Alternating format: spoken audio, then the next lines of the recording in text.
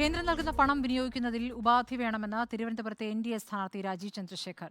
കേന്ദ്ര സർക്കാർ കേരളത്തിന് പണം അനുവദിക്കുമ്പോൾ ശമ്പളവും പെൻഷനും നൽകിയിട്ട് മാത്രം വിനിയോഗിക്കണമെന്ന് ഉപാധി വയ്ക്കണം എന്നതാണ് ആവശ്യം. ഈ കാര്യം സൂചിപ്പിച്ച് കേന്ദ്രത്തിന് കത്തയച്ചുവെന്നും രാജീവ് ചന്ദ്രശേഖർ പറഞ്ഞു. ഇന്നലെ ഞാൻ നിർമ്മല സീതാരാമന് ഒരു എഴുത്ത് എഴുതിയിട്ട് അത് ഞാൻ മീഡിയയ്ക്ക് റിലീസ് ചെയ്തിട്ടുണ്ട്, റിലീസ് ചെയ്യാൻ പോകുന്നു. ഗവൺമെൻറ് ഓഫ് ഇന്ത്യ ഇനി കാശ് റിലീസ് ചെയ്യുമ്പോൾ അതിന് ഒരു കണ്ടീഷനായിട്ട് കാശ് റിലീസ് ചെയ്യണം. ആ കണ്ടീഷൻ എന്താണ്? That government of Kerala must pay all the dues to pensioners and government employees before using the money.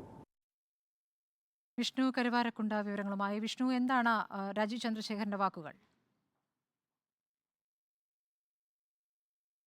സ്മൃതി, അല്പസമയം മുൻപാണ് രാജീവ് ചന്ദ്രശേഖർ മാധ്യമപ്രവർത്തകരോട് സംസാരിച്ചത്. കേരളത്തിന് പണം അനുവദിക്കുമ്പോൾ, കേന്ദ്ര സർക്കാർ കേരളത്തിന് പണം അനുവദിക്കുമ്പോൾ ആദ്യത്തെ പരിഗണന ശമ്പളവും അതുപോലെ തന്നെ പെൻഷനും വേണ്ടിയാണ് എന്നാണ് അദ്ദേഹം പറഞ്ഞത്. ഇത് എഴുതിക്കൊണ്ട് നിർമ്മല സീതാരാമന് കത്തയക്കും.